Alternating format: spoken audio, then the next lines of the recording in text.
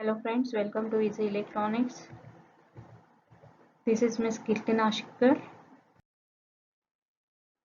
So number systems and digital codes, in which we have seen all these lectures, and today we are going to discuss the last topic, which is alphanumeric representation in ASCII codes, and we will discuss about the things which we have studied till now.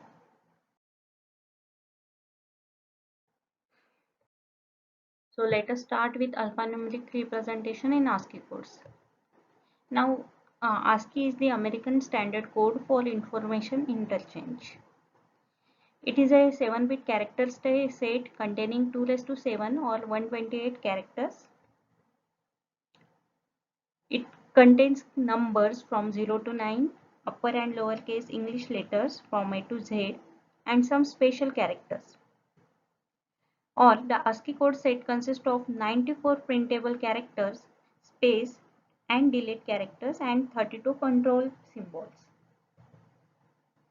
Each symbol has a 7-bit code, which is made up of a 3-bit group followed by a 4-bit group.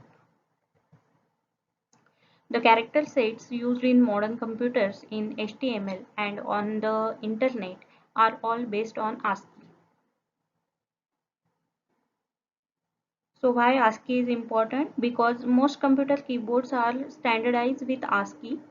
When we enter a letter, a member, control command, the corresponding ASCII code goes into the computer. So this is the ASCII code chart. Here, as you can see,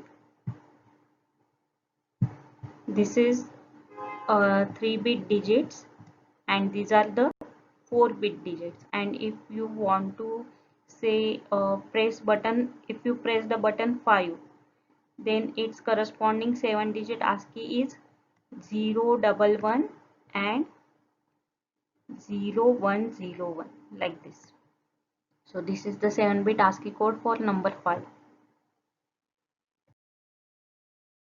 Then these are the control functions of ASCII non-printing control codes chart.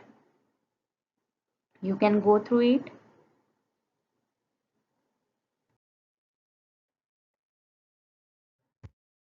So in ASCII there is nothing but only thing which we have to remember is its 7 bits, how we can calculate them.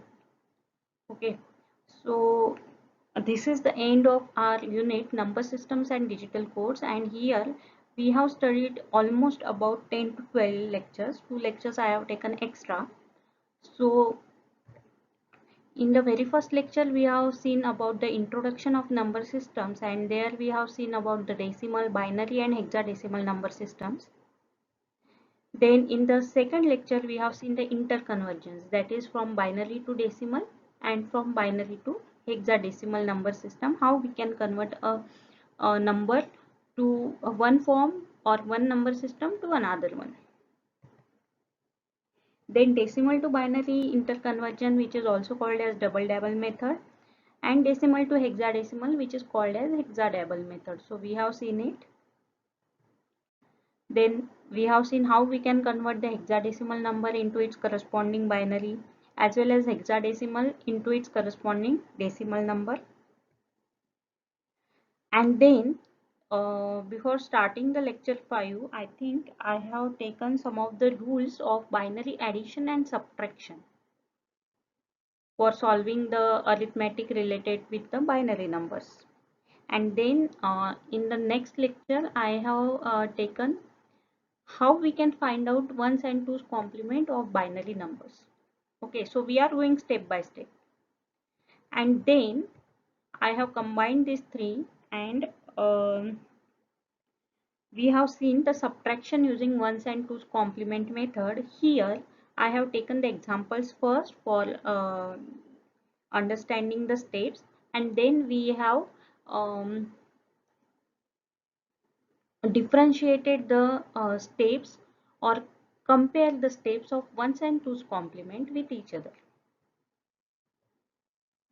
Then we have seen the BCD codes and gray codes. BCD is the binary coded decimal. We have seen the 8421 weighted code here.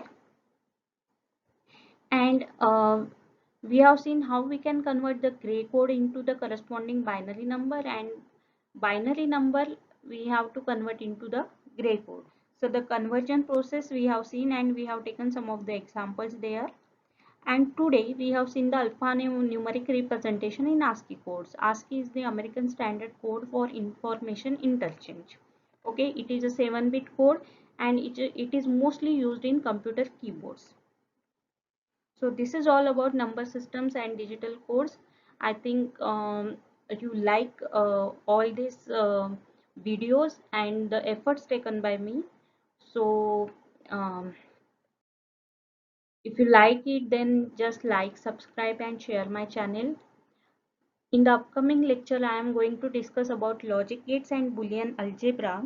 But some of my students or subscriber, I can say, they are demanding about the analog electronics. So maybe I can start the analog also. So just wait and watch. Let us see what it is in the next lecture. So thank you so much. If you are very much interested in the updates of my next lectures, then please join my Telegram group. The link is given in the description box. Thank you so much.